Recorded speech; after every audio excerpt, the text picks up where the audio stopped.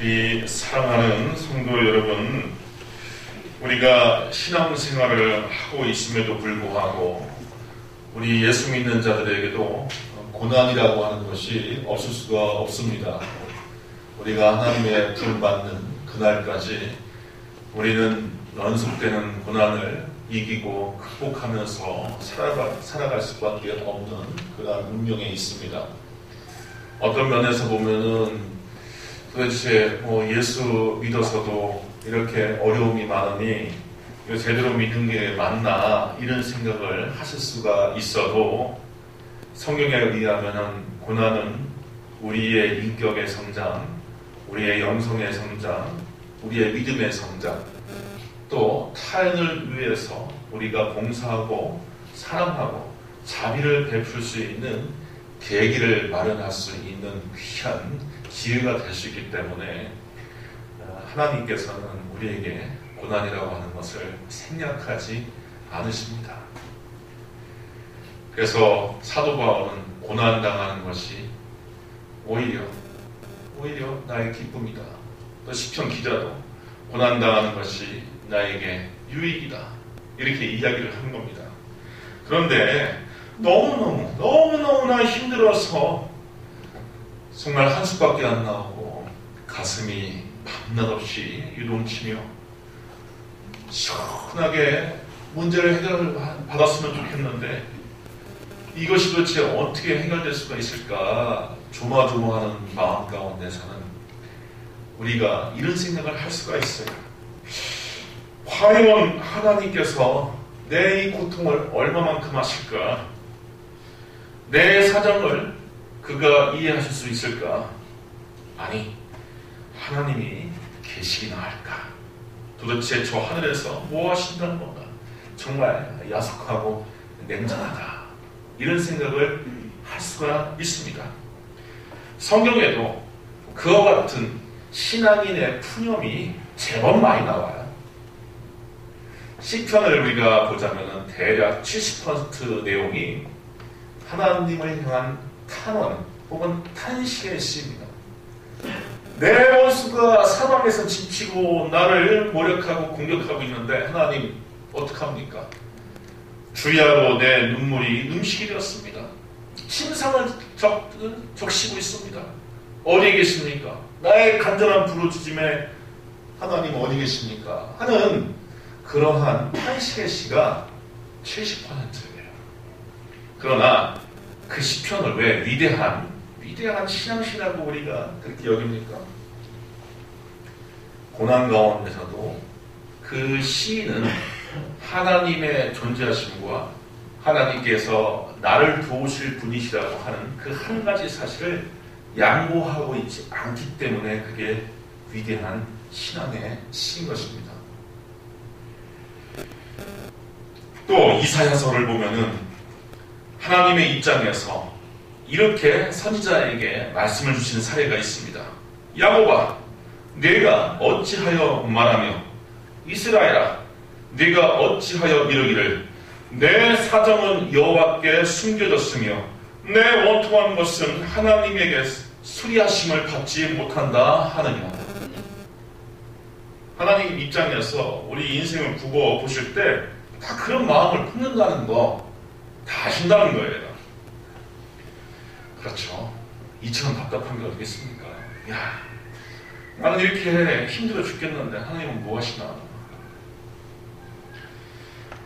그러한 의문에 대한 대답이 오늘 본문 말씀에 있습니다. 한마디로 이런 거예요. 알다마다 알지. 네 사정과 처지와 네 고생하는 거 알지. 알 뿐만 아니라 나도 겪었는 거야. 알 뿐만 아니라 나도 겪었는 거야. 저는 이 지점에서 우리 기독교와 복음의 위대함을 자랑하고 싶어요. 우리 기독교는 사실 스스로는 종교라고 얘기를 하지 않고 계시라고 얘기를 해야지 정확합니다. 하지만 사회적으로는 종교라고 하니까 그런 표현을 빌어서 말씀드리겠지만 기독교만이 파토스적인 종교예요. 파토스는 헬라어, 고대 그리스어로 신약 성경이 기록된 신약성경을 기록하고 있는 언어인데 이 파토스라고 하는 것, 이 말을 잘 기억해주세요. 계속 나오니까. 이것은 감정, 비애, 연민 이런 뜻이고요. 본래 파테오스라고 하는 말에서 왔어요. 파테오스. 이 파테오스는 고통, 고난, 고생, 재난, 비참, 사고, 죽음을 뜻해요. 바로 이러한 극한 고통에서 인간은 연민을 갖게 되고 또 비열한 감정을 갖고 있기 때문에 이 파토스라고 하는 말은 헬라인들이 인간과 문명을 진단하는 3대 척도로 사용하고 있죠. 로고스와 에토스와 파토스. 근데 기독교는 이 파토스를 잘 간직하고 있어요. 우리의 신앙하는 하나님도 이 파토스의 하나님이에요. 파토스의 하나님. 우리는 감정을 숨기지 않습니다. 감정을 숨기지 않아요. 예수 믿는 사람들 하나님도 그런 하나님이 아니에요. 타종교 같은 경우는 대개 평정심을 강조합니다. 예수님 당시에 아주 멋진 철학이 있었죠. 이른바 스토아 철학. 스토아 철학은요, 소위 아파테이아라고 해서, 자, 들어보세요. 아라고 하는 것은 그 부정의 적두어예요. 아니다. 그런 뜻이 아니. 파테오. 그러니까 어떤 비련, 파토스를 극복하는 것, 부정하는 것이 이게 스토아 철학의 최고의 구원관이에요. 그러니까 어떠한 그 상황에서든 평정심을 유지하는 것, 또 자기 스스로 만족하는 것, 유유자적하는 것, 이게 스토아 철학자들의 최고의 경지예요. 근데 비슷하게 불교도 보면은 이른바 세 가지 교리, 큰 교리를 삼법인이라고 하잖아요. 재무상, 재범과 열반적정. 세 번째가 구원론이 펼쳐지는데 열반적정이 뭡니까? 모든 번뇌와 욕심과 생애의 의지, 우리의 마음에 늘 치밀어 오르는 그런 감정들을 싹 그냥 꺼뜨려버리는 것. 촛불에 우리가 훅 하고 불어버리면 촛불이 다 꺼져버리잖아요. 그렇게 확 꺼져버리는 게 열반적정이에요. 그 상태가 해탈입니다.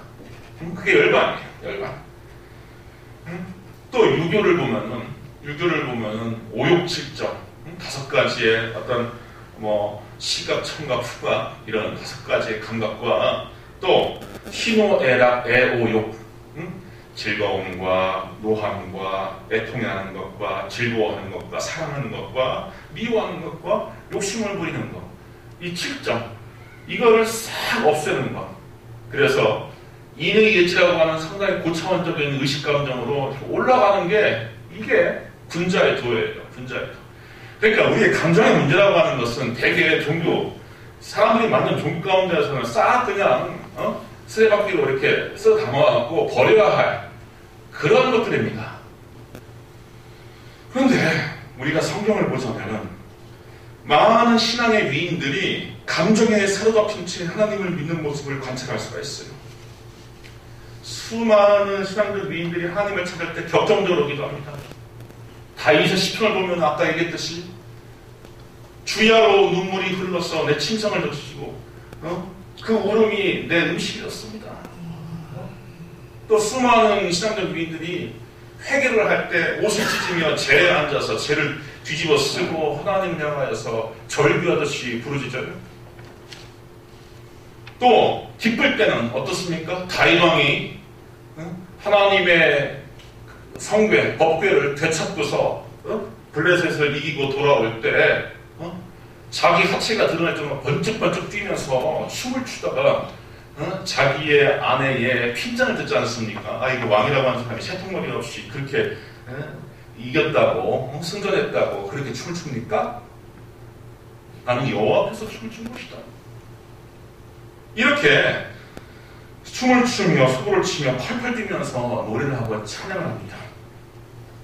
그런데 우리의 하나님을 성경은 또 어떻게 증언하고 있냐면은 창조를 하실 때도 매 일마다 보시기에 좋았더라. 보시기에 좋았더라. 저녁이 되고 아침이 되니 셋째 날이다. 저녁이 되면 아침이 되니 넷째 날이다. 이게 반복되면서도 보시기에 좋았더라. 보시기에 좋았더라 하고 있어요. 또 인간이 하나님을 향하여서 눈물 찌며 한숨 쉴 때마다 하나님은 어떻게 반응하셨냐? 이집트에서 400년 동안 종살이하고 있는 자기 백성, 선민을 두고서 출애굽기 3장 7절에는 이렇게 기록하고 있어요. 여호와께서 이르시되 내가 애굽에 있는 내 백성의 고통을 분명히 보고 그들이 그들의 강독자로 말미암아 부르짖음을 듣고 그 근심을 알고 이스라엘 자손의 부르짖음이 내게 달하고 애굽 사람이 그들을 괴롭히는 학대도 내가 보았으니. 또 성경에만 있는 하나님의 성품에 대한 독특한 표현이잖아요. 요거 비신자들은 아주 제법 공격을 많이 해두는 지점이죠. 아니 너희 하나님은 질투하는 하나님이라는 게 말이 되냐? 질투하는 하나님. 인간도 질투심이라고 하는 것을 없애려고 하는데 질투하는 하나님이라고 하는 표현이 있어요. 이거는 문학적인 수사, 문학적인 레토릭이죠. 사랑을 반증하는 그 문학적인 표현이에요. 내 남편이, 내 여자가, 내 배우자가 딴 사람하고서 이렇게 재미를 보는데 거기에 대해서 질투를 안 하면 그거 사랑한다고 얘기할 수 있겠습니까? 내 자식이 부모 말 안 듣고 엄한 유괴범한테 사탕 사준다고 피자 한 판 사준다고 쫓아가갖고 유혹에 빠진다면 그거 평정심을 가지고서 바라보는 게 그게 제대로 된 부모입니까? 그래서 사랑의 그 표현이 질투로 나타난다는 거예요. 그런데 이런 하나님 스스로가 인간을 향한 이런 격정, 비련, 연민, 이 파토스를 가지고 있는데 이 파토스의 클라이막스가 바로 예수 그리스도의 십자가 사건입니다. 하나님은 인간을 위하여, 인간의 구원을 위해서 그 아들을 내어주고 죽는 데 내어주고 그 아들은 하나님과 영원한 관계 가운데 일체를 이루다가 하나님으로부터 나와서 하나님으로부터 나와갖고 이 땅에 역사적 현장 한복판으로 이 땅에 오셨고 또 모든 고난과 고초를 겪으면서 결국 십자가에 못 박혀 처참한 모습으로 모든 사람들의 능욕을 받으면서 1초 1각의 죽음의 나락으로 계속 떨어지고 있습니다. 이때 예수님께서 십자가 상상에서 7마디의 말씀을 하셨다고 기록되어 있죠. 성경을 보면 7마디의 말. 아버지 저들을 사하여 주옵소서 자기들이 하는 것을 알지 못함입니다. 강도에게 내가 진실로 너에게 이르노니 오늘 네가 나와 함께 낙원에 있으리라. 마리아에게 여자여 보소서 이 요한이 당신의 아들입니다. 요한에게 보라 내 어머니다. 이런 말씀하는데 여기에서 정말 읽을 때마다 눈물 나는 말씀이 나의 하나님 어찌하여 나를 버리셨나이까 하는 대목이에요. 나의 하나님 어찌하여 나를 버리셨나이까.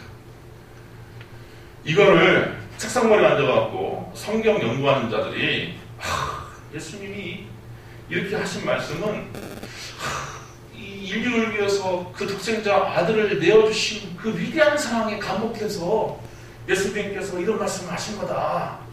이렇게 구경하는, 이렇게 해석하는 분들이 적잖은데 저는 도저히 이해가 안 가요.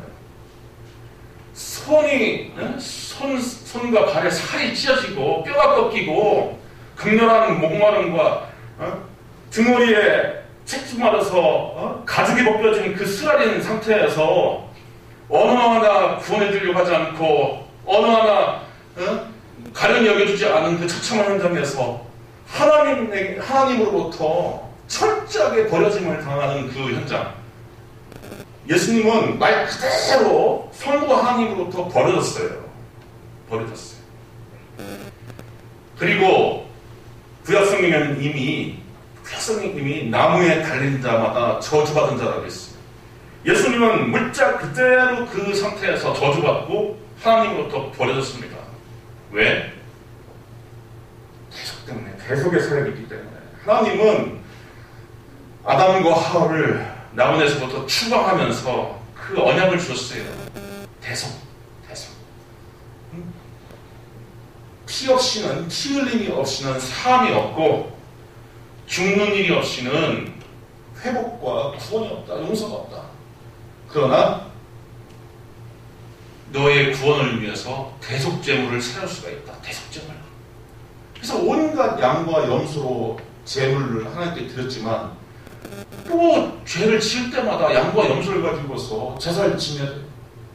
그리고 대제사장이 1년 한 차례 큰 제사를 해서 모든 죄악을 백성인들과 1년치를 싹 없애도 그 다음 해가 되면은 또 그런 제사를 반복적으로 지어야 돼요. 아무튼 신라관의 사건 가운데서도 하나님께서 주신 구원의 유일한 방편은 피 흘림이 없이는 사함이 없고 대속의 제물은 내가 받겠다. 그게 힌트였어요. 추방당하는 인류에게 주신 힌트였는데 예수 스스로가 그 완전한 제사를 지내기 위해서 완전하신 하나님이 피 흘릴 수 있는 육체의 몸을 가지고서 이 땅에 오셨고 또 하나님으로부터 모든 인류를 용납받게 하기 위해서 하나님이 모든 인류를 수용하고 받아주시기 위해서 본인은 버림을 받고 모든 인류가 하나님으로부터 구원받게 하기 위해서 본인이 절망하고 망하고 죽고 내팽개침을 당하는 그 길을 택하여서 하나님과 우리 사이에 중개자가 되신 겁니다. 종교개혁자 마틴 루터는 이 관계를 즐거운 교환, 행복한 교환이라고 얘기를 해요. 예수께서 죽으실 때에 예수에게 있는 하나님에게 있는 사랑과 긍휼과 용서가 우리에게 오고 우리가 진노받고 심판당해야 할 그 목숨 다 예수에게로 가고 예수에게 있는 생명과 영생이 우리에게로 오고 우리에게 있는 죽음과 멸망이 예수에게로 가고 그게 십자가상에서 나타나는 것입니다. 오늘 본문 15절 이하를 세번역 성경으로 제가 다시 읽어보겠습니다. 세번역 성경은 요즘 말로 잘 되어 있어요. 우리의 대제사장은 우리의 연약함을 동정하지 못하시는 분이 아닙니다. 그는 모든 점에서 우리와 마찬가지로 시험을 받았지만 죄는 범하지 않으셨습니다. 예수님의 정체를 모르고 예수님이 죽어가는 그 모습을 본 사람이라면은 그 당대 유대인이라고 하더라도 이런 생각을 의뢰할 거예요. 아니 저자는 도대체 무슨 죄를 그렇게 극악무도하게 졌길래 저렇게 처참하게 죽어야 되냐. 도저히 봐줄 수가 없겠구나. 아니 도대체 저자는 뭐 나사렛에서 온 목수 출신이라는데 무슨 죄를 졌길래 저렇게 죽어야 되는가. 그런 생각 당연한 거예요. 여기에 대해서 오늘 본문은 말씀은 변론을 한 겁니다. 그가 죽었다. 죽었지만 부활하고 승천했는데 그가 모든 점에서 우리와 마찬가지로 인생과 마찬가지로 시험을 받았다. 이 시험은 모든 인간의 약함으로 인하여서 경험할 수 있는 모든 그 나약한 것들, 짊어져야 할 고통, 고민, 번민, 번뇌 이 모든 걸 다 마찬가지예요. 그런데 유대인의 관념에서는 유대교의 율법적인 관념에서는 고통은 죄 때문에 온다고 다들 알고 있거든요. 죽음은 죄로 인하여서 오는 거라고 알고 있거든요. 그런데 예수님이 그렇게 죽었으니 의례 예수님에 대해서는 모르는 사람 입장에서는 예수님이 죄 때문에 죽었나 보다. 자기 죄 때문에 멸망한가 보다. 이렇게 생각할 수밖에 없거든요. 여기에 대해서 이렇게 결론을 해주는 거예요. 그가 시험을 당했지만 십자가의 고난과 처형까지 당했지만 죄는 범하지 않았다. 그럼 이상하잖아요. 그럼 왜 죽었어? 그럼 예수님이 시험을 많이 받았지만 죽음의 처형까지 당했지만 죄가 없다면 그럼 누구 죄 때문에 그렇게 죽은 거예요? 바로 저와 우리 성모님들의 죄 때문에 죽은 거예요. 그걸 성경이 강조하고 있는 겁니다. 그런데 오늘 본문에 이 말씀이 한 10년 전에 썼던 소위 한글 개혁판에 보면은 이렇게 쓰여 있어요. 우리에게 있는 대제사장은 우리의 연약함을 체휼하지 아니하는 자가 아니요. 오늘 본문은 동정하지 못하실 이가 아니요라고 되어 있는데 한때 썼던 성경은 체휼하지 아니한 자가 아니요 라고 되어 있어요. 이 체율이라고 하는 말은 요즘 쓰는 말이 아닌데 이게 처지를 이해하면서 가볍게 여긴다라고 하는 뜻입니다. 근데 성경이 번역을 한 경전이기 때문에 어쩔 때 보면 원어를 알고 있는 사람들 입장에서 보면 좀 답답해요. 이게 원어가 이 뜻이 아닌데 이 뜻이 아닌데 하면서 답답할 때가 있어요. 자, 그러면 원어로 가는 말, 이 체율 내지는 동정이라는 말은 도대체 어떤 거냐? 그 헬라어 원어로 보면은 심파세오라고 했어요. 심파세오. 자, 우리 성도님들이 모를 것 같아도 다 아는다고 합니다.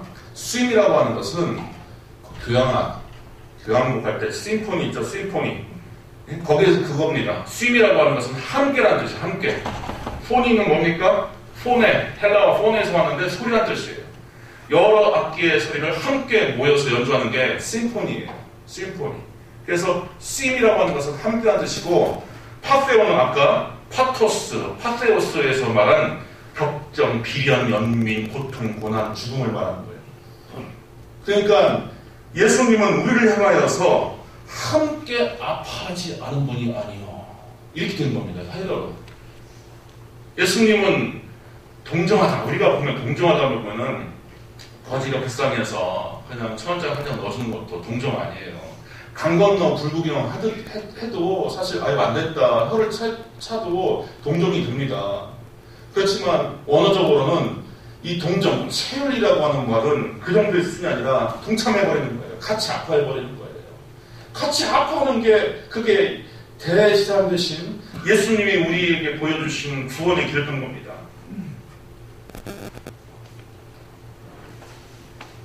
일본은요, 그 기독교 복음화율이 제가 알기로는 5%도 안 되는 거였어요. 2%도 안 되는 거였어요. 근데 아주 우리나라보다 개화가 일찍돼서 서구 선교사들도 상당히 일찍 들어왔죠. 포르투갈이라든지 스페인에서 카톨릭 선교, 예수의 선교가 일찍 들어왔었고, 또 어마어마한 정말 피바람이 나는 순교 역사를 갖고 있어요. 그래서 일본이 이렇게 잘 살고 개화되고 소위 탈아입고 아시아를 탈출해서 구라파로 진입할 수 있었던 그 까닭 가운데 하나가 어마어마한 순교자들의 피가 흐르는 열도이기 때문에 그렇다, 그렇게 얘기할 수가 있습니다. 그래서 일본은 일찍 개항했을 뿐만 아니라 복음을 받았고, 그리고 기독교나 신학이나 기독교 문화나 정신을 연구하는 일에는 지금도 한국 교계보다 더 앞지르는 경우가 많아요. 우리 한국에는요, 아직 기독교 문학이라는 게 없어요. 기독교 문학이라는 게 아주 박약해요. 교회 밖에 있는 사람들이 교회에서 나온 소설책 읽습니까? 안 읽죠. 근데 그야말로 러시아 톨스토이라든지 도스토옙스키라든지 이런 것처럼 일본에는 기독교 문학이라고 하는 장르가 있는데, 금자탑을 이루는 소설가가 바로 소위 엔도 슈자쿠예요. 엔도 슈자쿠의 침묵이라고 하는 소설이 리암 니슨이라고 하는 헐리우드 배우가 사제로 예수의 선교사로 나왔던 침묵이라고 하는 헐리우드 영화로 한 5, 6년 전에 만들어졌습니다. 제가 적극 추천해요. 초강추합니다. 엔도 슈자쿠의 침묵이라는 소설과 또 헐리우드 동명의 영화가 있는데 꼭 한번 보세요. 참 좋습니다. 근데 엔도 슈자쿠가 침묵이라고 하는 소설뿐만 아니라 그리스도의 탄생이라고 하는 소설도 썼는데, 그리스도의 탄생에는 그 작가가 이런 물음을 던져요. 상당히 인문학적인 물음이죠. 나세 출신의 평범한 30대의 젊은 목수고, 일부 그가 랍비라고 하는 것, 선지자라고 하는 것을 인정을 했는데, 어떻게 죽어서 하나님의 아들로 또 세상의 구원자로 그렇게 승격될 수가 있느냐. 그 이유가 뭐냐. 우리 입장에서는 원래 하나님의 아들이고 원래 하나님의 아들이고 구세주니까 인정된 거지, 이렇게 생각할 수 있지만, 그 사람은 인문학자거든요. 또 거꾸로 질문하는 거예요. 아니, 평범한 예수 30대 목수가 어떻게 해서 인류의 구세주가 되고 하나님의 아들이 되느냐. 거꾸로 질문하는 거예요. 그 비결은 바로 심파세에 있는 겁니다. 심파세. 인간의 아픔을 함께 동참하며 함께 아파하며 그것을 간과하지 않고 모든 현장 가운데서 가난한 사람들, 외로운 사람에게는 외로운 사람에게대로, 또 절망하는 사람에게는 절망하는 사람 편에서 함께 아파했기 때문에 그가 그리스도가 된 것이고 하나님의 아들이 된 것이다.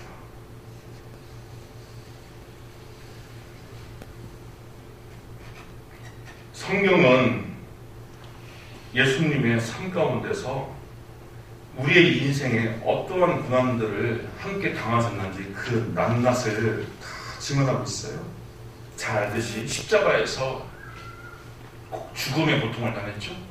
그 죽음의 고통도 평범한 죽음이 아니라 로마 사람들이 고안해낸 사형 제도로서 인류사적으로 전무후무하게 인간의 육체에 정말 극악한 고통을 주는 형벌입니다. The Passion of Christ라고 하는 그리스도의 순환이라고 하는 영화가 한 15년 전에 있었잖아요. 거기 보면은 아주 잘 고증이 되었습니다. 예수님께서 십자가 지시기 전에 채찍을 맞았는데 그냥 맨 채찍이 아니라 짐승의 뼈와 또 그 납덩어리와 가시를 7가닥에 다 사이사이에 박아놓아갖고 내쉴 때마다 살가죽이 벗겨지고 뜯겨져 나가는 그런 채찍을 맞았어요.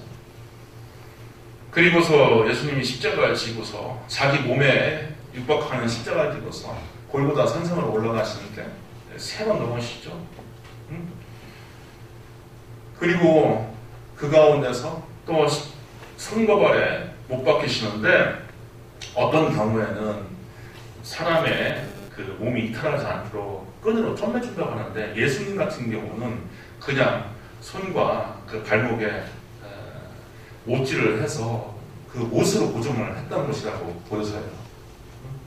그렇게 해서 장렬하는 팔레스타인의 햇볕을 받으면서 여러 시간 동안 그냥 있으면요 몸의 체액과 모든 피가 다 빠져나오면서 극렬한 고통과 찢어지는 고통과 목마름과 외로움 가운데서 사람들의 그 손가락질을 당하면서 죽어야 됩니다. 영화에서는 예수님에게 그 팬티라도 한 장 입혀주죠. 원래 팬티도 안 입혀줍니다. 시부를 다 낱낱이 보여주는 거예요. 아주 사회적으로도 또 인간적으로 인간의 존엄성을 가장 떨어뜨리는 수단으로 그렇게 죽이는 겁니다. 이미 예수님은 나사렛에서 30년간 목수 생활로 가난을 달고 사셨어요. 본인이 3년 공생을 하실 때도 뭐라고 말씀하십니까? 여우도 굴이 있고 공중에 새도 거처가 있으되 오직 인자는 머리를 꽂혔다. 사마만상 모든 살아있는 것들은 다 복음자가 있는데 난 이 땅에 나도 내려왔다. 광야에서 40일간 금식을 통하여서 일찍이 배고픔의 고통을 하셨죠. 가룟유다와 베드로를 비롯한 제자들에게 배신의 고통을 당했습니다. 예수님을 모른다 하면서 사방팔방으로 도망갔을 때 어떤 제자는 발가벗고 자다가 군병이 출현하자 혼이불을 두르고서 도망갔다고 했어요. 십자가 아래에서 그토록 사랑하는 어머니와 한스러운 이별을 합니다. 이 장면도 대단하잖아요. 도대체 어미는 자기 자식이 죽는 모습을 끝까지 봐야겠고 어머니 앞에서 자기는 자기의 죽음을 어머니 앞에 보여줘야 되는 그 비련함 그걸 경험하면서 죽습니다. 근데 그런 이유가 뭐였습니까? 왜 예수님 그렇게 죽어야 했습니까? 바로 인간의 대속을 위해서는 거예요. 대속. 대속이라는 말은 요즘 쓰지 않는 말이지만 대신 속량하다. 속량이라고 하는 것은 죄인을 자유하게 놓아주다라고 하는 게 속량이에요. 근데 죄인 혹은 노예가 속량을 받기 위해서는 랜섬, 그 몸값을 지불해야 되는데 노예 입장에서는 사실 누가 그런 게 어딨어요. 자기가 몸값이 있으면 이미 노예가 아니죠. 그래서 대속이라고 하는 개념이 있어요. 고대 사회에도. 노예를 위해서 누군가 대신 그 몸값을 치러주면은 방면되는 제도가 동서를 막론하고 다 고대 사회에 있었어요. 그 대속이라는 말을 여러분과 저와 하나님 사이에 성경은 쓰고 있는 거예요. 예수님께서 대속했다. 뭘로? 자기의 죽음으로, 자기의 피 흘림으로 대속했다. 예수가 당한 죽음으로 우리를 살리시고, 예수가 당한 채찍으로 우리의 질병을 주시고, 예수가 당한 가난으로 우리를 부욕케 하신 거예요.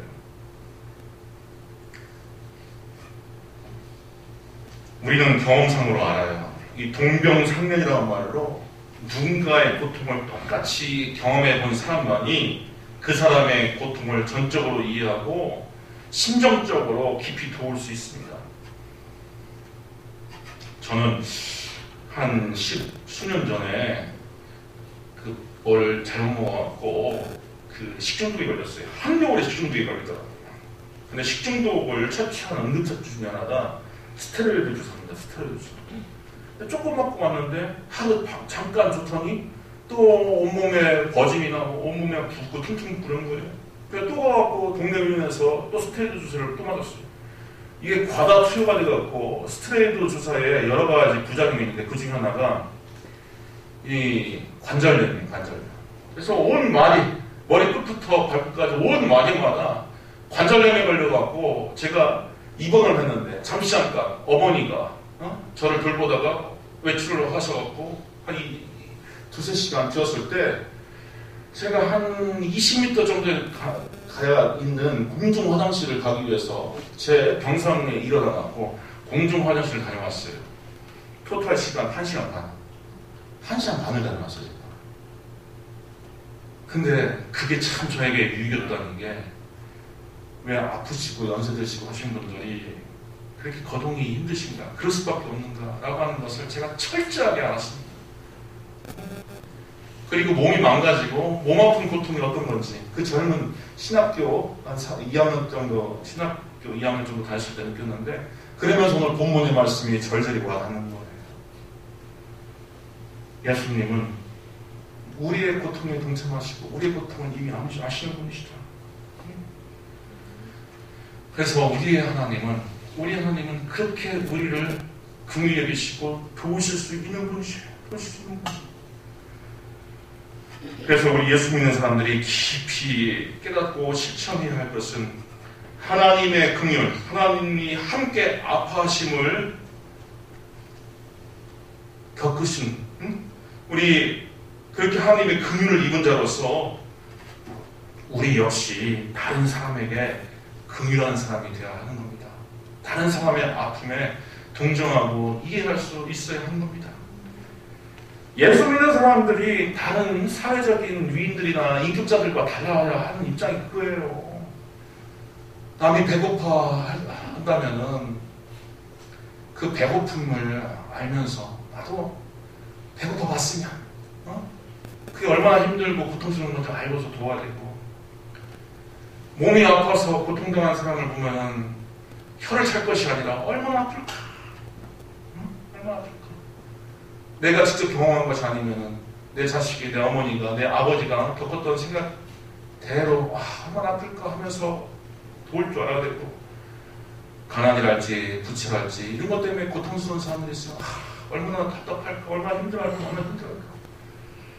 미래가 불투명해서 힘들어하는 젊은 청년들을 보자면 나도 그랬는데, 나도 한때 그랬는데 얼마나 힘들까 라고 하는 그 출발선상에서 도울 마음, 도울 의지가 생겨야 되는 겁니다. 이게 예수 믿는 사람들이 다른 사람들과 달라야 할 지점일 것입니다. 제가 참 좋아하는 찬양 가운데 동참이라고 하는 찬양이 있는데 그 가사가 너무 좋아요. 너 고통당할 때 주님이 너와 함께 고통을 당하시고, 너 짐지고 갈 때 주님이 너의 짐을 가볍게 하시며, 너 슬플 때에 주님이 위로의 눈길로 너와 동행하신다. 너 외로울 때 너 어찌 홀로 있다 하는가. 너 괴로울 때 너 어찌 혼자 있다 하는가. 너의 모든 것을 동참하시는 주님을 너 바라라. 예수 그리스도의 순환과 죽음을 묵상하는 사순절 기간입니다. 이 기간에 우리 모든 성도님들이 받은 바 하나님의 은혜와 긍휼대로 나도 또한 타인의 아픔에 동참하고 그를 치유할 수 있는 성숙한 그리스도인 되기를 주님의 이름으로 축원드립니다. 기도하겠습니다. 은혜로우신 주님, 억만죄 가운데 멸망당했던 우리를 살리시기 위하여서 하나님 앞에서 배은하며 하나님의 뜻도 모르고 방황했던 우리를 위하여 이미 죽으신 피값과 십자가의 공로로 우리를 구원하신 하나님과의 화해를 이루어주신 그 은혜를 기억합니다. 아버지 하나님, 하나님의 그 절절한 아픔과 고통을 우리도 또한 그리스도의 십자가를 통하여 알게 해주시고 우리 모든 생애를 믿음으로써 하나님 앞에 상납하며 하나님께 모든 것을 다 맡겨드릴 수 있는 믿음을 허락하여 주시옵소서. 아버지 하나님, 우리가 크나큰 은혜와 구원을 힘입었지만 때로는 잔인하고 잔혹하고 냉정합니다. 비정합니다. 우리 마음 가운데 예수님의 마음을 심어주셔서 예수님의 사랑을 실천하며 살 수 있도록 하여 주시옵소서. 예수님의 이름으로 기도하옵나이다. 아멘.